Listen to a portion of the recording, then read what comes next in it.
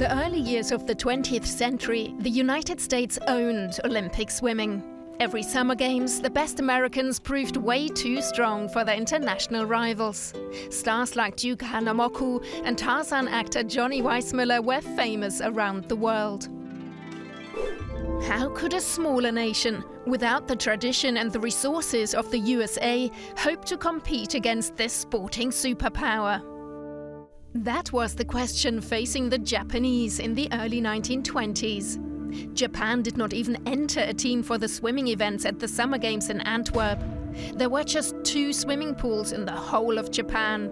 And then a little miracle. At the 1928 Olympic Games in Amsterdam, a Japanese railway worker called Yoshiyuki Tsuruta won the 200-meter breaststroke event. It was only the 2nd Olympic gold medal in Japanese history. And it had a quite extraordinary effect on the sport's popularity back home. They remained way behind the United States, but it was a start. And the Japanese were working on some new ideas. They had been watching the Americans and the way they achieved success. They watched and they learned. They thought, these guys are good, but we can do better. They started using underwater photography to see just what was going on beneath the surface. They were sports science pioneers, and what they discovered would change the way people swam. Technically, the accepted convention was for the swimmer to be square-shouldered, to remain sturdy in the water with as little roll as possible.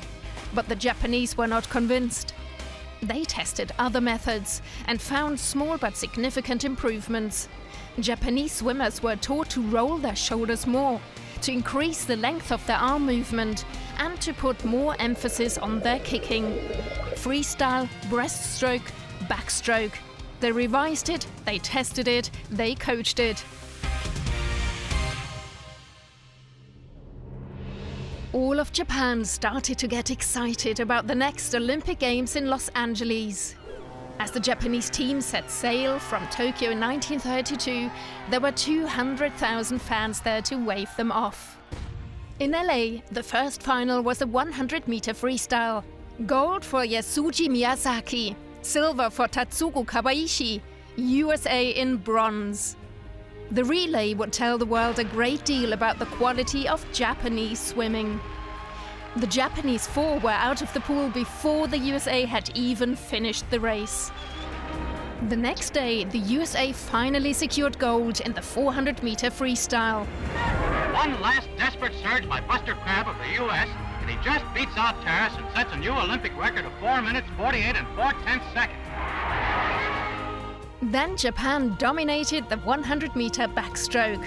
Gold, silver and bronze.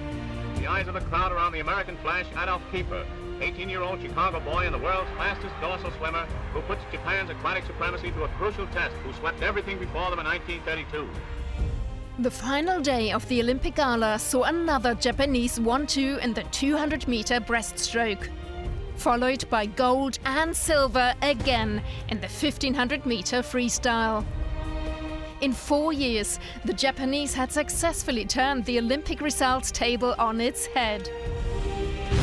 Eventually, the rest of the world caught up with the Japanese. They learned to race the proper way, the Japanese way. A comfortable win for Australia. In 2nd place, Ford Kono, America, and 3rd, Nikitin, Russia. As that great swim coach Salvador Dali once said, only fools don't copy.